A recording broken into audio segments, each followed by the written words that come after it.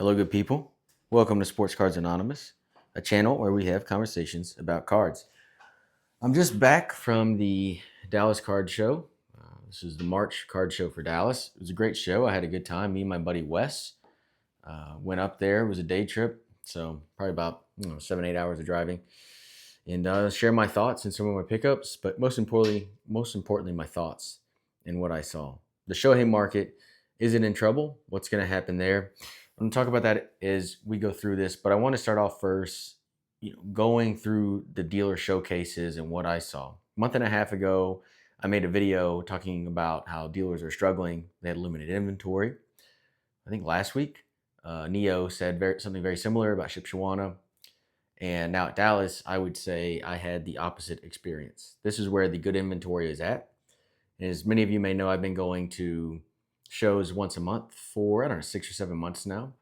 I would say after my experience here at the Dallas, it's important to go to one of these major shows probably twice a year. Your smaller shows, which, can be robust and have a lot of dealers, you just see kind of some of the same inventory over and over again. And you don't really get the opportunity to find those really rare cards, and you're going to see some of that. I did pick some of that up at this show.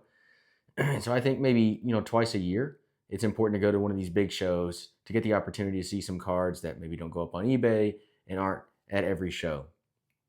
Let's just talk through the first purchase. My first purchase, I went up, I traded a couple cards, and I put $40 cash on top, and I picked up this Hunter Brown Topps Chrome Gold Auto. Hunter Brown looking like he could be the next great ace for the Astros. And I have his Heritage Auto, bought it earlier last year. I'm a big fan of the Heritage Autos, but I did want to pick up one of his Topps Chromes, so I was happy to nab that. Dallas is so big, and when you walk through the floors, right? They have multiple rooms there. You see a lot of cards. And I used to basically just dig through dollar bins and value bins, and I don't do that at all now. I don't touch the value bins. I mean, I didn't touch a single value bin. I didn't even thumb through 2 or 3 cards. I mean, I'm only looking at showcases. And it's too many cards to see. I probably only saw 40% of the cards there, and 40 to 60%. And, I did that in, 5 hours. Just 5 hours of walking. I'm going pretty quick. My taste is so specific. I can get a sense of who has what pretty quick looking at their table and seeing if I'm interested. And what I saw, a couple observations about the inventory there. Too many people have retail. And this is certainly an observation at the smaller shows. I mean, there's no question. But, if you go through 20 dealers, I feel like 15 of them just have kind of retail junk, plus maybe some kabooms and some of those case hits that people are chasing right now. So many people have that stuff. It's very easy to walk past a lot of vendors because they all kind of have the same cards. Then you hit a couple 18-year-olds and they've got like 5 $20,000 cards in their case and then nothing else, right? It's pretty bare bones case, but they have some bangers, so some massive cards. And what happens for me is I walk up a row and down a row, and I finally find an oasis. I walk through 20 or 40 tables and only find one vendor who actually has some of the stuff that I think's interesting. And again, I'm going to hammer on this 2000 stuff that, this is the stuff that I'm looking for. I'll give you an example. The second deal that I worked, I picked up this Tom Brady Ultimate Collection 3-color patch. This is a very nice card in a mint 9. It's numbered 21 of 35. He had a 1.1K sticker on this, and I also bought a 98 Bowman blue auto of Randy Moss along with this. I traded some cards, and we did a deal. I was pretty happy with it overall. I think it was fair both ways. I ended up trading that Randy Moss right before I walked out of the show. We'll show that pickup at the end. But this was just a great pickup. And you don't see a lot of these. And when I say a lot of these, I mean just this era. I keep saying I think this era is special. I think it's unique. I think it's drying up. I think it's a lot harder to find this stuff. Prices are going up rather quickly. And so you walk through these tables, and every once in a while you find an oasis, and they have a lot of these great cards from the 2000s and just great cards in general. This particular gentleman, his name was Jerry. Man, he had a great table, and he was a tough negotiator. He had his stickers, and those were his prices, and some prices were good and some prices were over. He had a lot of cards, so he probably doesn't comp them every week, obviously. He probably does this every couple months where he goes through and comps his cars. So I don't know what his process is, but I appreciated his fairness. And to be honest, he had the best table that I saw. So, I mean, I think my buddy dealt with him a little bit. I dealt with him. I saw some other people dealt with him. I think people probably think he's a little rude, but I thought he's easily got the best table at the show. So whatever he's doing right. He should keep up with it. Now, I want to talk about comps, money, trade, like kind of what's the vibe? What are people doing? And I walked in, I had my trade binder, and I did very limited trading. I traded in 3 cards. I actually stopped by Chris Sewell's booth and gave him, I don't know, 10 to 20 cards to sell on his auction site. I don't know what his auction site is. If I was better at this, I would tell you where it is and go check it out and make sure, you go find interesting cards there. But I'm sure you can find it through Chris Sewell's YouTube. But I gave him a lot of cards, and then I just walked the floors, and there wasn't a lot of appetite in from what I saw for trade. People, they'd be willing to do a little bit of trade, but of course, vendors want cash, understandable, 100. But the show was pretty crowded. And when a show's crowded like that, it's really hard to work a trade because, if you're working a trade, this Brady and Moss deal, this ended up being an $1,800 deal on both sides. It's almost a $4,000 deal. It takes a minute to really think through the trade value and figure out what you're going to do and evaluate the cards. When you walk up to a dealer, he's seeing those cards for the first time. He's got to figure out what the market is on that stuff. It takes a while to do those deals. And I think with how busy the show is, dealers just aren't interested in doing that many complicated, nuanced trade deals because you're taking a lot of their time and a lot of their bandwidth. And it's just easier to deal in cash and, keep things moving. So yeah, the 2 trades that I did, well, I guess I ended up doing 3 trades because I traded the Moss at the end. It was kind of like, hey, I want this card. This is your price. I've got this little card for the most part to kind of chip away, and I'll put a lot of cash in on top. Yeah, that's pretty much how they went. So I'm sure you could work trades if you were trying to hustle it, but I just felt in general, obviously vendors are more interested in money, but because it was so packed, because there were so many people there, I definitely felt a pressure to spend some cash and try to keep going. Don't want to take too much of the dealer's time on a trade. I did hear a lot of dealers say that the March show was less crowded than the January show. I think that's to be expected. I think a lot of us know that now. I've heard sports cards investors talk about the Dallas show in January is the second biggest show to the national.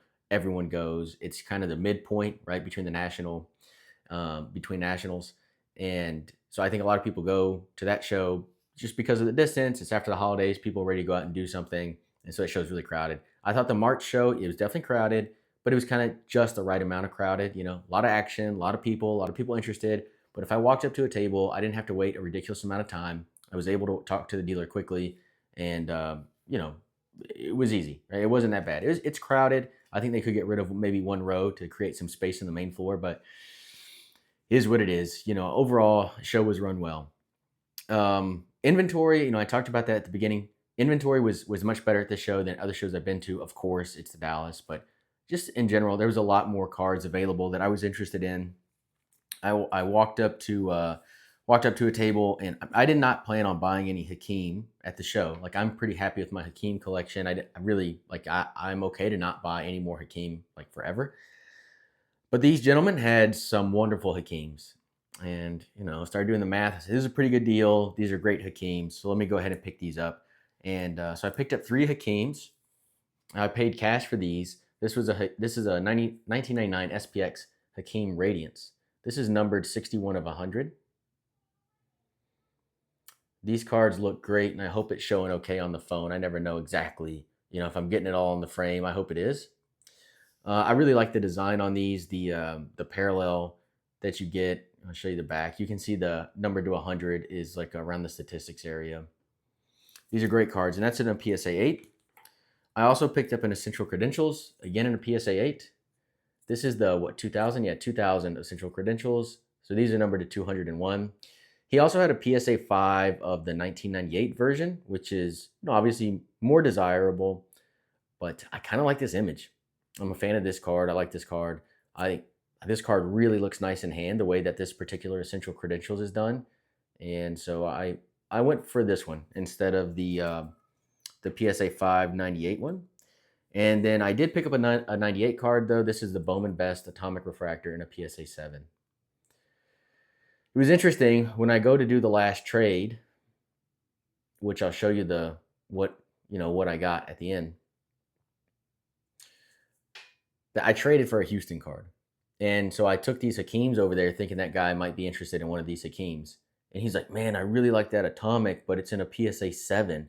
And I was like, yeah, but it's an Atomic from, 98. Like, a 7 is near mint. What are you on about? He's like, yeah, but it's a 7, though. And I'm like, okay, this is a low IQ individual. Like, guy, come on. These are wonderful cards. This is, buy the card, not the grade. You kind of got to get over 7s, right? We should not be viewing paper 90s cards in a 7 as poor quality. A 7 is near mint. This is a very clean copy. And to show you, I've kind of reiterated this point a few times. When I bought this card, I actually didn't even realize it was a 7. When he was complaining that it was a 7, I was like, let me see, is it a 7? I didn't even know that it was a 7. I just looked at the card and I was like, the card looks great. I did not care that the grade was a 7. It's probably ignorance on my part, but that's really the way my eyes work now. I don't know. I don't know if you noticed, but every time I looked at one of these cards, I had to double check the grade because I forget, because I just don't care that much.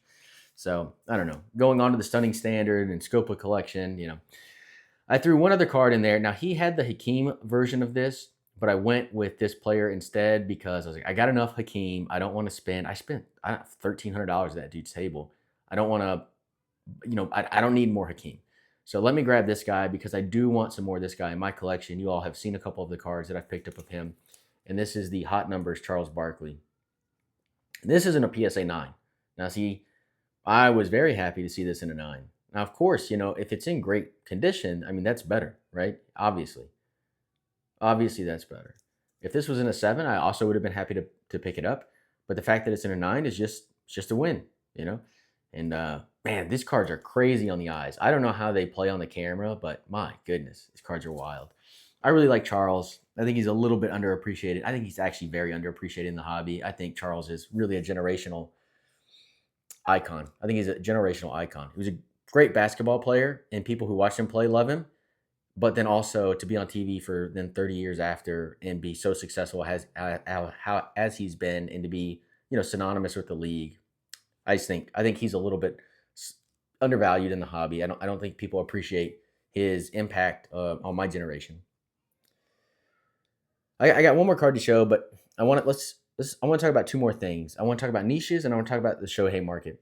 So niches. The more I walk around and the more shows I go to, the more important I think it is to really find your niche, right? This goes into scope of collection and stunning standard. It goes into all that stuff. Because when you just have a generic table of good cards, it's no different than the other generic table of good cards. No one's really stopping by. Okay, there's a Kobe with four-figure sticker, and a LeBron with a 5-figure sticker, and an MJ, and okay, whatever. You see them table after table after table. I really think it's important to have a niche and really separate yourself and just have high quality cards. It's okay to have some of these, lower value, higher runner cards to kind of work deals and help kind of grease the engine, grease the wheels, grease the track, I should say. But, to me, it highlights the point. You should really lean into your niche, lean into your scope of collection. What is it you actually like? And just buy that stuff. Because then when you've got a table of your niche, the other people who appreciate that, they've gone table to table and have been unable to really find anything like that. When they get to your table, it's an oasis. And they're happy to sit there and look through every card you have and try to work out a deal. And I'll give one anecdotal example. My buddy Wes, he had a friend there. I forget her name now. I'm sorry if she watches this. And she only collects female cards, female athletes, female sports. And we were there Saturday afternoon, and she was pretty much sold out by the time we had left. She maybe was doing that for 2.5 days. And it just goes to show, I'm not into female sports cards at all. At all. I don't have a single one. Not interested. But it's a niche, and people are interested in it. And when you have that stuff and you have the stunning standard edition of that stuff, people are interested in it. And in the same way people are interested in it when they're buying cards at the Dallas Card Show, they'll also be interested in it when you're showing off your collection. Just my opinion. Let me show the last card, and then we'll talk Shohei. So the last card, I took that the first card I saw, actually, when I walked in the show was this card, and I didn't want to pay cash for it. So I told the guys, like, let me walk around and see what happens at the end of the show. I'll come back.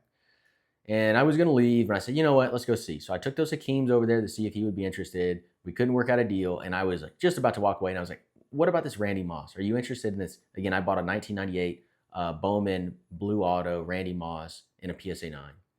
He was interested. We worked out a deal. He gave me the Andre and $55 cash on top. So we valued the Andre at $550, the Randy Moss at $620, and I gave him $15 of goodness. I was okay with that because I think this particular card is undervalued right now in the market, and it's from my collection. I'm not going to cry over $15 when this is a card that I will have for a very long time. And this is the 2003 Playoff Contenders Andre Johnson rookie auto. A very clean auto. A lot of his autos are streaky in this set, and this one is not. This card is numbered to 199. It's in a PSA 9. It's a fantastic card. And this is a hard card to grade, hard card to get a hold of. I mean, these are not easy to find. Right now on eBay, there's only 3 listed. One is raw and listed for $1,500. The other one is actually a Leaf limited preview of Contenders. It's numbered to 25. It's also listed for $1,500. And the final one is a Hawaii convention card numbered to 10, and it's like listed for $2,500. This gentleman had sold the PSA 10 for $1,500 a little while back, and so he thought that $550 was a good price for the Andre. It was a long negotiation. He didn't want to give it up, but we were going to make this deal happen. And the more I look at this card, the more I look at this market, I'm like, oh, this was a bargain. I think the 9's probably worth more than $1,000 right now. Comps won't tell you that, but when I look at the market, I think this 9 is, I think it could be worth the $1,500 right now, which you might think is crazy, but these cards don't pop up. I've been looking for this card for a while, the Contenders, and every time it pops up, I was like, it's kind of high. I'm not going to mess with it. And now there's none listed. So I was really happy to pick this up. So that, the Hunter Brown and the Hakeems for sure going in the collection for the long term. The Brady, I think I'm going to hold on for this for the collection for quite a while. This may seem a little bit out of my scope, but again, if you read my scope, it talks about my childhood nostalgia. And I have a lot of nostalgia for 2000s cards. And one of my regrets, I had a lot of Brady cards, and I sold them all during the COVID peak. And I mean, it's fine. The money's fine. I regret not holding on to one of my jersey cards. I had many jersey cards of Brady because I've always liked jersey cards. I've regretted not holding on to one of those. So I was really happy to pick one back up and put it in the collection. And then the Barkley, I don't think this is in the PC for long. I don't know. We'll see. I'm holding on to it. It was a good value. It was a good deal. And I think at the end of the day, I will probably sell this or trade it at some point. But I'm kind of happy to have it right now. And man, it's a cool card. It's a cool card in person. All right, Shohei market. The whole reason you clicked on this video, right? Talk about going around table to table, talking to all these different folks. One of the things that me and my buddy both noticed on the drive home, we were talking about, it's like every table has like 50 Shohei cards. And now they range from Topps Heritage and top base rookies into Topps Chrome and autos. But I mean, like every table has like 50 Shohei cards. And of those 50, at least 1 to 3 are 5-figure cards. And the more I look around, I understand Shohei is phenomenal, right? You all, there's a lot of you, I'm sure, that appreciate Shohei more than me and know more about that market. I'm not going to pretend that I know that market. That's not what I'm saying.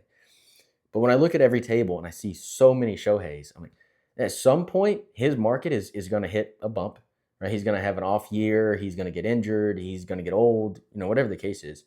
And when that happens, I think there is going to be a mass sell-off, particularly for the cards that aren't necessarily stunning, right? When his base rookies are triple digits, it's like, man, at some point, something's going to happen. That market's going to teeter a little bit, and I think it's going to see a big sell-off. I mean, we saw that with Trout a couple years ago.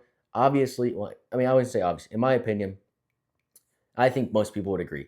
Shohei is a much more important player to the league, and his what's the word I'm looking for? His impact, his legacy will be much greater than Trout's. But we saw with Trout, as a guy who was thought of as the greatest in the hobby, his career is kind of derailed by injuries now, even though it's still Hall of Fame worthy, and his cards collapsed. Now, Shohei, get it, he's much better, greater. I know it's not exactly apple to apples because he's so special, but these dealers are flush with Shoheis. And whenever that market starts to skid, I think it's going to fall off big time. Now, I think, of course, the stunning standard, the really unique stuff, the interesting stuff, I think that stuff is relatively, safe in regards to this full discussion. But I would be skittish holding any, 100 to like 2,000, $5,000 Shohei cards. I would be really worried about that stuff falling off a cliff if and when, well, when he eventually starts to his play starts to deteriorate. Just too much consolidation with these dealers, and it just shows you there's a lot of Shohei cards out there, and I know he's so unique, and he's LA and Japan, and his market's big. I understand all that stuff, guys, and I think 20 years from now, if you've got a great Shohei card, you're still going to be happy to have that card. I just think that lower to mid tier Ohtani market is going to be in trouble whenever his deterioration starts. It could happen at any time, right? Since he's playing both ways, although he's doing a lot less pitching, but it could happen at any time. He could also have an off year. It happens with ball players; they have bad years from time to time. So it's just something I couldn't help but feel, and my buddy felt the same way. And yeah, it's no hate to Shohei or Shohei collectors. I mean, it's awesome. That dude is unique. He's a unicorn. 100% agree with all that stuff. But I think that market's going to be in trouble whenever it starts to skid. It's going to fall off a cliff, right? Especially if you're not sticking with your stunning standard items, and the prices on Shohei is so high that, I mean, stunning standard cards for him. I mean, I don't even know. You're probably talking five figures at least. The prices on Shohei they're astronomical. It's crazy, and then it's really crazy to me when I think about it. When I go to a dealer's table and he's got 50 Bowman rookies, 50 Topps rookies, 3 Bowman autos, and some random patch auto from Topps. And then I go to the next table and he's got the same layout, and the next table has the same layout, and then so on and so on and so on. Man, dude, at some point, the music's going to stop on this game of musical chairs. And I hope you find a seat, because it's going to be a long walk out of that game. So it was a good show. I had a great time. I was happy to go. I think I picked up some unique cards that I wouldn't have picked up on eBay. I was happy to go to this show. It reiterated to myself, like I started this off with, I think you need to go to 2 big shows a year. If you're going to shows, if you're doing this, I have really enjoyed going to shows monthly. I think I'm going to keep this practice for quite a while, for the foreseeable future. It's been a great way to enjoy the hobby, get to talk to people, be nice to people you talk to. And I want to shout out everyone who walked up to me and said hello. It was great. It was so great to, Shamari, Grant, Patrick. It was great to meet everybody in person. It was great to chat. It's so wonderful to hear, talk to people in person. They're talking about stunning standard, and they're talking about scope of collection, and how these videos and these thoughts have helped them in their collection. It means a lot to me. I appreciate that folks, out there are taking their collection seriously the same way that I'm doing, and that they appreciate this content and someone thinking through it. So yeah, it's great to meet you all. If you ever see me at a show, please feel free to stop by and say hi. I'll be wearing my Sports Cards Anonymous shirt, so you can always double check. The logo's over here on the chest, so you can always double check. If you're unsure, that's how you can see. Had a great time at the show. Would recommend you going to, I would recommend going to 2 big shows a year, probably every 6 months, which makes sense. Is why people go to the National and then the Dallas in January.